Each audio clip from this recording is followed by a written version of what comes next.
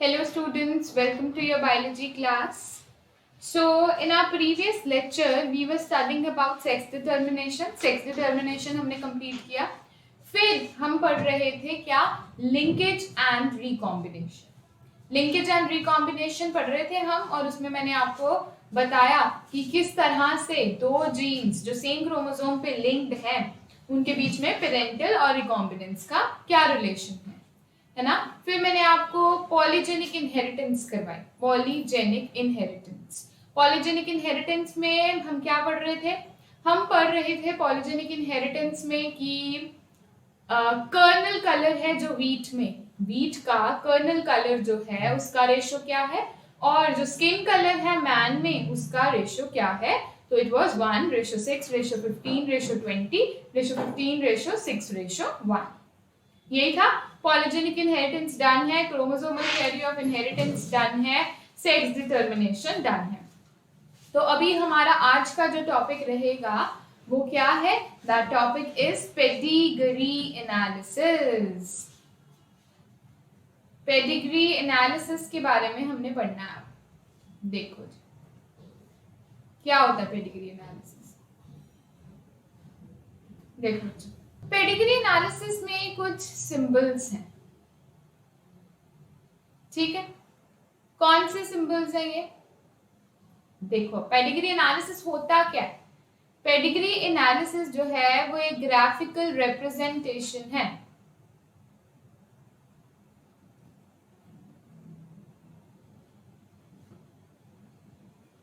It is a graphical representation, ठीक है, showing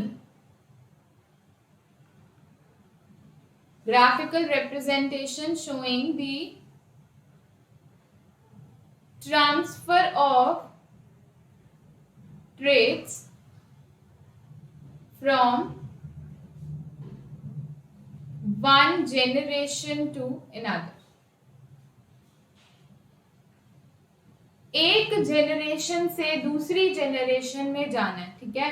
it's a graphical representation showing the transfer of traits from one generation to other, कि एक generation से दूसरी generation में जब ट्रेट्स ट्रांसफर होंगे तो उसका क्या पैटर्न रहेगा। एक जेनरेशन से जैसे कि पेरेंट्स हैं उससे जब F1 में ट्रेट्स ट्रांसफर होंगे तो उसका क्या पैटर्न रहेगा। सिंबल्स क्या है? सिंबल्स ये है, देखो ये स्क्वायर का मतलब है मेल, सर्कल का मतलब है फीमेल, स्क्वायर शेडेड का मतलब है अफेक्टेड मेल, शेडेड सर्कल का मतलब है affected female. Square is male, circle is female, square shaded is affected male, circle shaded is affected female। और अगर इस तरह से आएगा, इस शेप का आएगा, इसका मतलब है कि कोई ऑफस्प्रिंग है, उनका पेरेंट्स जो थे उनका कोई ऑफस्प्रिंग है, बट ये पता नहीं है कि हमें ये पता नहीं है कि वो ऑफस्प्रिंग एक मेल था या फीमेल थी। हम पिछली हिस्ट्री की बात कर रहे हैं, लेट्स से एक जेनरेशन थी, मतलब ग्रेट ग्रैंडफादर्स की एक जेनरेशन थी, उनका ऑफस्प्रिंग प्रोड्यूस हुआ, बट हमें ये नहीं पता फिलहाल that whether this offspring is a male और अ फीमेल। तो हम बोलेंगे इस केस में क्या? That sex is unspecified. Sex unspecified है, male female affected female and sex unspecified, ठीक है। फिर उसके बाद हमारे पास है we have like this, let's say एक फीमेल है, रुको, let's say एक मेल है और एक क्या है? फीमेल। मेल और फीमेल के बीच में इस तरह से लाइन है, मेल और फीमेल के बीच में इस तरह से लाइन है। This line between male and female represents what? This represents marriage। और एक मेल और एक फीमेल के बीच में ये जो लाइन है मैरिज के बाद ये क्या है? ये है ऑफस्प्रिंग्स।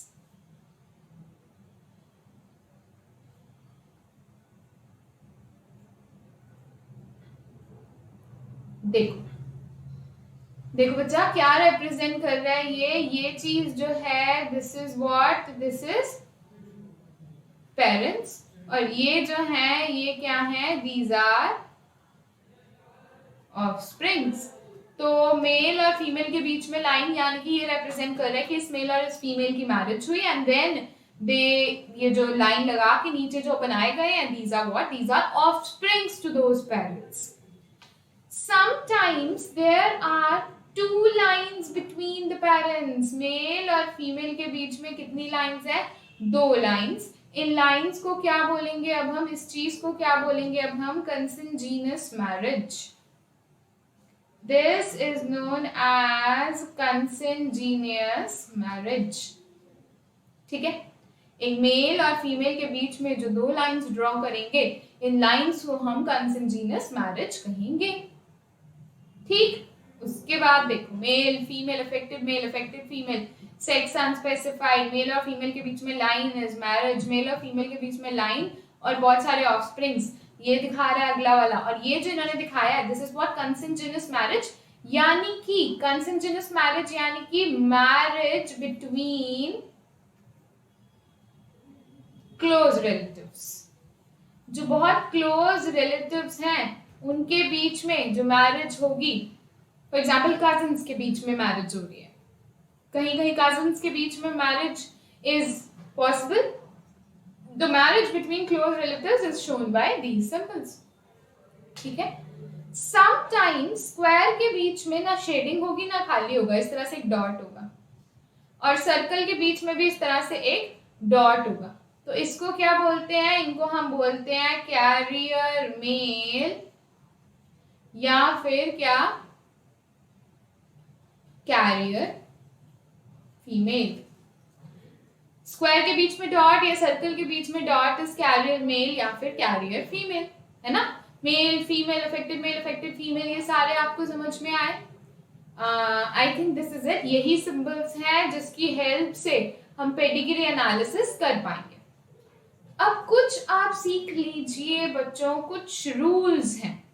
पेडिग्री एनालिसिस की डेफिनेशन आ गई, graphical representation showing the transfer of traits from one generation to other. एक जनरेशन से दूसरी जनरेशन में बीमारी जाने के या कैरेक्टर जाने के क्या वो है, पॉसिबिलिटीज हैं। आप ये भी कह सकते हैं कि जब एक जनरेशन से दूसरी जनरेशन में ट्रेट्स ट्रांसफर हो रहे हैं, एक जनरेशन से दूसरी जनरेशन में जब ट्रेट्स ट्रांसफर हो रहे हैं, तो बीमारी बच्चे में आने की क्या पॉसिबिलिटीज है। ठीक है, तो लोग जो है काउंसलर्स को रेफर करते हैं, अगर मदर या फादर या ग्रैंड पेरेंट्स में किसी को कोई डिजीज है तो काउंसलर्स के पास जाते हैं ये पता लगाने के लिए कि होने वाले बच्चे में वो बीमारी आने के क्या चांसेस हो सकते हैं। Is that clear?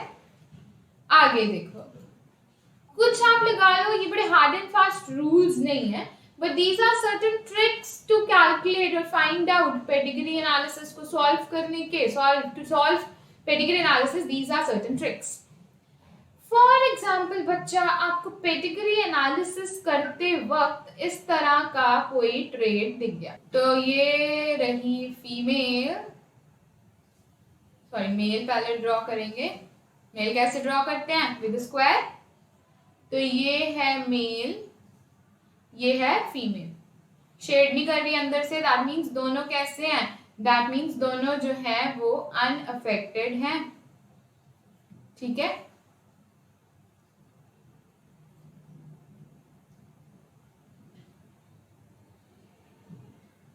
फिर ये मैंने बना दिए स्क्वायर्स एंड सर्कल्स। ठीक है, ऐसे लेट्स से ये जो बेटा है, ये जो सन है, ये डिजीज्ड है, ये जो फीमेल है डॉटर है, ये भी डिजीज्ड है। बच्चा ये कैसे पॉसिबल है?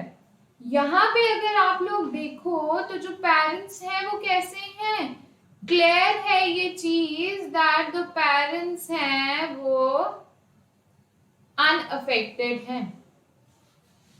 Parents are unaffected whereas progeny is affected.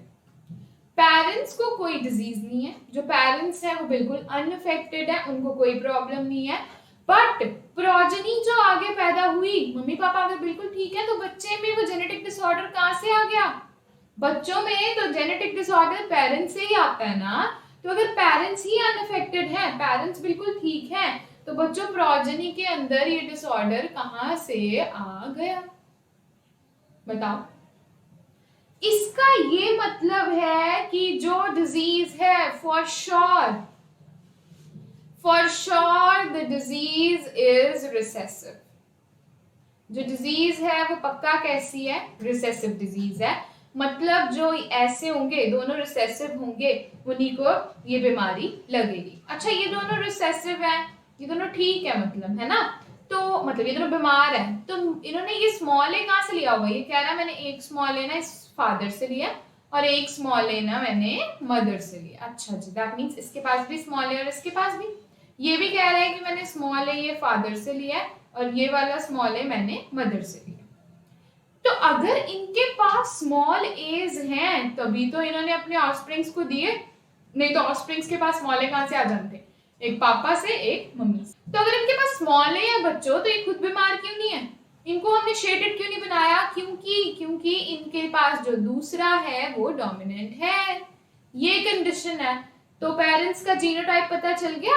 अब ये भी ठीक है, तो ये कैपिटल ए कैपिटल ए हो सकता है, मतलब यहां से भी ए और यहां से भी ए, कैपिटल ए, या फिर एक जगह से कैपिटल ए दूसरी जगह से स्मॉल ए।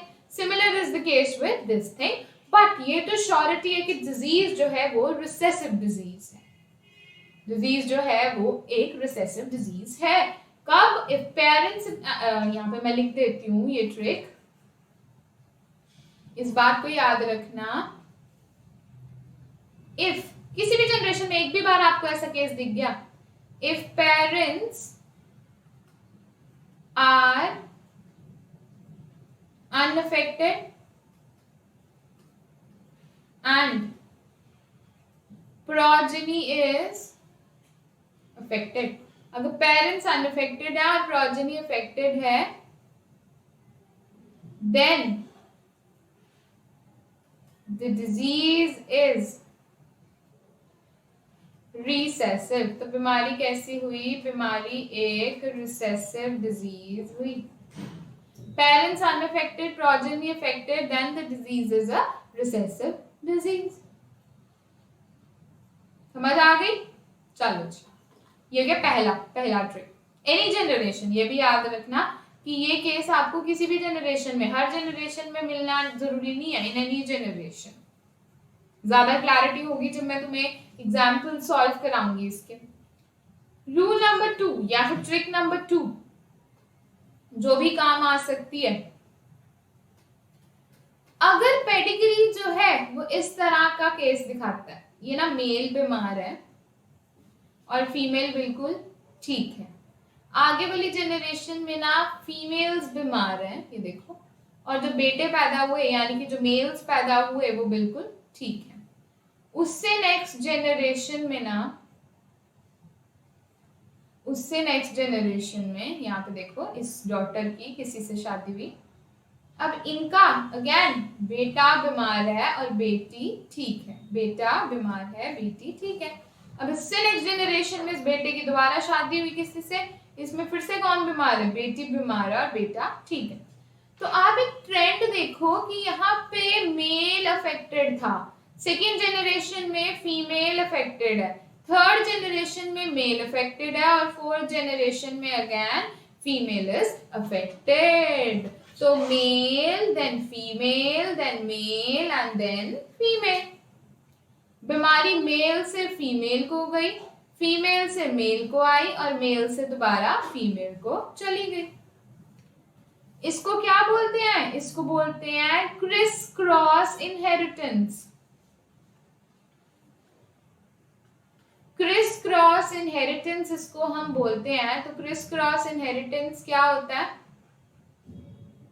क्रिस क्रॉस इनहेरिटेंस क्या होता है? Disease transferred from one generation one sex of generation 1 to other sex of generation 2. एक जनरेशन में जिस सेक्स को, जिस जेंडर को बीमारी है, वो बीमारी अगली जनरेशन में किसी और जेंडर में ट्रांसफर हो जाएगी. इसको क्रिस क्रॉस इनहेरिटेंस कहते हैं. तो क्रिस क्रॉस इनहेरिटेंस के केस में याद रखना जो डिजीज है वो एक्स लिंक्ड है, या हम बोल सकते हैं डिजीज जो है वो सेक्स लिंक्ड है. मतलब एक्स क्रोमोसोम पे प्रेजेंट है उस डिजीज का जीन. अगर वो क्रिस क्रॉस इनहेरिटेंस शो कर रहा है, दैट मींस उस डिजीज का जीन एक्स क्रोमोसोम पे प्रेजेंट है. समझ आई? दो ट्रिक्स मैंने आपको पढ़ाई कि आपको दोनों ट्रिक्स समझ आई. ट्रिक नंबर वन सेज कि parents unaffected, progeny affected, then the disease is recessive. Trick number two says that if it is showing criss-cross inheritance, मतलब parents से offspring को जा रही है, offspring से दोबारा जो है अगले ऑफस्प्रिंग्स को जा रही है, बट ऑपोजिट जेंडर को ट्रांसफर हो रही है, then it is criss cross inheritance and the gene is X linked और सेक्स लिंक्ड जीन. अब देखो, अब मैं आपको एक क्वेश्चन करवाती हूँ.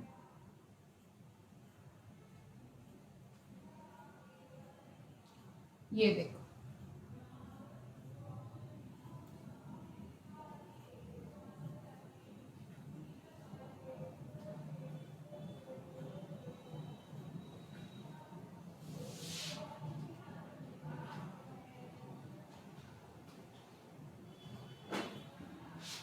लेट्स से आपको ये क्वेश्चन दिया गया और ये पूछा गया कि बताओ भाई ये डिजीज है कैसी. ये पूछा गया कि ये डिजीज कैसी है. कैसी से उनका मतलब है कि क्या ये डिजीज डोमिनेंट है, यानी कि कैपिटल लेटर से होने वाली है, डोमिनेंट जीन से, या फिर ये डिजीज रिसेसिव है. दूसरा, क्या ये डिजीज ऑटोसोमल है, या फिर ये डिजीज एक्स लिंक्ड है. बच्चा ये पूछा गया कि डिजीज डोमिनेंट है या रिसेसिव. ये भी पूछा गया कि डिजीज जो है वो ऑटोसोमल है या फिर एक्स लिंक्ड है. डोमिनेंट, रिसेसिव, ऑटोसोमल या फिर एक्स लिंक्ड, यही पूछा गया. तो देखो, आपने इसमें से वो ट्रिक्स वाला केस ढूंढने की कोशिश की. मेल टू मेल जा रही है डिजीज, यानी कि एक्स लिंक तो नहीं है. अच्छा, यहाँ पे देखो, पेरेंट्स अनअफेक्टेड है, फिर भी प्रोजेनी कैसी है, अफेक्टेड. दैट मींस ये चीज तो पता चल गई कि डिजीज फॉर श्योर रिसेसिव है, क्योंकि मैंने आपको बोला था कि अगर पेरेंट्स अनअफेक्टेड होंगे फिर भी प्रोजेनी अफेक्टेड होगी. फर्स्ट जो मैंने आपको ट्रिक कराई, parents unaffected, then also progeny is affected, then the disease is a recessive disease. करवाया था ये चीज. सेकेंड, आपको ये भी पता चल गया कि डिजीज मेल टू मेल जा रही है, ऑपोजिट सेक्स को नहीं जा रही. दैट मींस ये एक्स लिंक्ड नहीं है. ये कैसी है, ये ऑटोसोमल डिजीज है. The disease is autosomal recessive disease. समझ आया? अच्छा, ऑटोसोमल रिसेसिव तक तो ठीक है. अब ये कह रहा है कि ठीक है, आपने बता दिया कि इनमें से ये ऑटोसोमल और इनमें से ये रिसेसिव है ना. ऑटोसोमल और एक्स लिंक्ड में से ये ऑटोसोमल है और डोमिनेंट और रिसेसिव में से ये रिसेसिव है. अब क्वेश्चन आता है कि आप लोग क्या करो, आप लोग जीनोटाइप बताओ. वो कह रहे हैं फाइंड दी जीनोटाइप नाउ. वो कह रहा है कि जीनोटाइप बताओ क्या है. देखो जीनोटाइप क्या है बच्चा, रिसेसिव बीमारी है. बीमारी कैसी है, disease is a recessive disease. That mean जो बीमार है उसको बीमारी है, जो मतलब रिसेसिव है उसको बीमारी है. तो ये स्मॉल है, ये भी स्मॉल है, दिस इज ऑल्सो स्मॉल है, दिस इज ऑल्सो स्मॉल है. नाउ यहाँ पे किसी को भी बीमारी नहीं है, मतलब सब में एक डोमिनेंट जीन होगा. यहाँ पे तो है ही recessive gene. That means mother से तो स्मॉल ए लिया है सबने, मदर से सबने स्मॉल ए लिया है. और father can be this, father से इन्होंने क्या ले लिया, कैपिटल. ऐसे ले लिया. अब ये बीमार हो गया, दैट मीन्स इसने यहाँ से स्मॉल ए लिया और यहाँ से भी क्या लिया, स्मॉल ए. बट बाकी लोगों ने कैपिटल ए स्मॉल ए या फिर कैपिटल ए कैपिटल ले लिया. इसकी बात करें अगर हम, तो इसके पास एक स्मॉल ए तो जरूर होगा, क्योंकि एक स्मॉल ए तो यहां से ले रहे हैं, है ना, दूसरा कहां से ले रहे हैं, ऑब्वियसली इसने दिया होगा दूसरा स्मॉल ए, तो ए क्या होगा, कैपिटल ए। दोनों स्मॉल ए तो हो नहीं सकते, अगर इसके पास दोनों स्मॉल ए होता तो ये बीमार होता, पर ये तो ठीक है, दैट मींस एक स्मॉल ए होगा और एक कैपिटल ए। स्मॉल ए क्यों होगा, क्योंकि ये बीमार है ना, इसका बच्चा, तो इसने स्मॉल ए दिया होगा और एक इसने दिया होगा। Is that clear? Is that clear to all of you? तो ये तरीका है to find out the genotype of a child. ठीक है, एक और क्वेश्चन तुम लोग देखो बच्चा, ये है एक पेडिग्री। ये क्वेश्चन पेडिग्रीज तो आते ही आते हैं और बहुत हद तक आपको ट्रिक्स ये सॉल्व करने में मदद कर सकते हैं।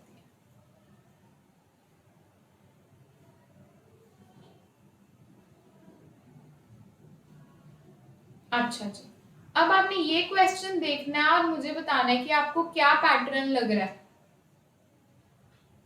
4 जनरेशंस मैंने आपको दिखाई हैं, बताओ आपको डिजीज कैसी लग रही है। देखो कोई पैटर्न फाइंड आउट, पैटर्न होता है हर एक पेडिग्री का एक, तो आप फाइंड आउट करने की कोशिश करो बच्चों कि इस पेडिग्री में क्या पैटर्न बन रहा है, क्या है ऐसा, बताओ बताओ बताओ बताओ, हरी अप। एक चीज देखी आपने, इस केस में जो डिजीज है, इसमें किसको है, मेल को, इसमें किसको है, मेल को, इसमें भी किसको है, मेल को, और इसमें भी किसको है, मेल को। तो यहाँ पे मेल टू मेल जा रही है, यहाँ पे भी मेल टू मेल जा रही है, और यहाँ पे भी male to male disease transfer हो रही है। मतलब एक जनरेशन से दूसरी जनरेशन जा रही है, बट हमेशा मेल टू मेल जा रही है डिजीज। तो डिजीज जब हमेशा मेल टू मेल जाती है, that means the disease is Y-linked। ऐसी कौन सी चीज है जो सिर्फ मेल्स के पास ही है, it's Y chromosome. Y chromosome पे अगर डिजीज होगी, Y क्रोमोसोम पे वो बीमारी वाला जीन होगा, तो वो बीमारी कभी भी फीमेल्स में दिखेगी ही नहीं। क्यों नहीं दिखनी भाई फीमेल्स में, क्योंकि फीमेल्स के पास Y जीन है ही नहीं, उसके पास तो X जीन है। देखा आपने, तो पेडिग्री एनालिसिस यही था। पेडिग्री एनालिसिस को ध्यान से करेंगे। सबसे पहले हम लोग करेंगे सिंबल्स। ये थे पेडिग्री एनालिसिस की डेफिनेशन है। पेडिग्री एनालिसिस अच्छा क्यों किया जाता है, पेडिग्री एनालिसिस क्यों जी किया जाता है, पेडिग्री एनालिसिस की एप्लीकेशन क्या है, कोई फायदा होगा तभी तो इसको किया जाता है। तो पेडिग्री एनालिसिस जो है उसकी एप्लीकेशन है that couple will be able to know that what would be the chances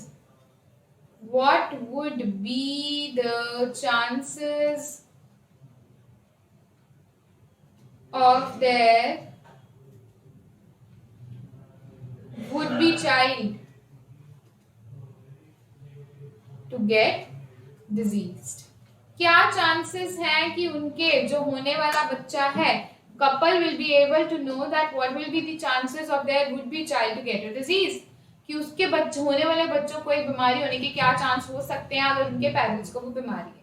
तो ये एप्लीकेशन हो गई, सिंबल्स हो गए, डेफिनेशन हो गई। उसके बाद बच्चों ट्रिक्स है। ये फर्स्ट ट्रिक है, पेरेंट्स अनअफेक्टेड प्रोजेनी अफेक्टेड, तो this is a recessive disease. Next, अगर वो ऑपोजिट जेंडर को ट्रांसफर हो रही है that means it is criss cross inheritance. Then अगर वो जो है, ये मैंने आपको एक क्वेश्चन करवाया जिसमें पेरेंट्स अफेक्टेड थे, अनअफेक्टेड थे, प्रोजेनी अफेक्टेड थी, and if it is being transferred from male to male that means it is for sure Y-linked inheritance.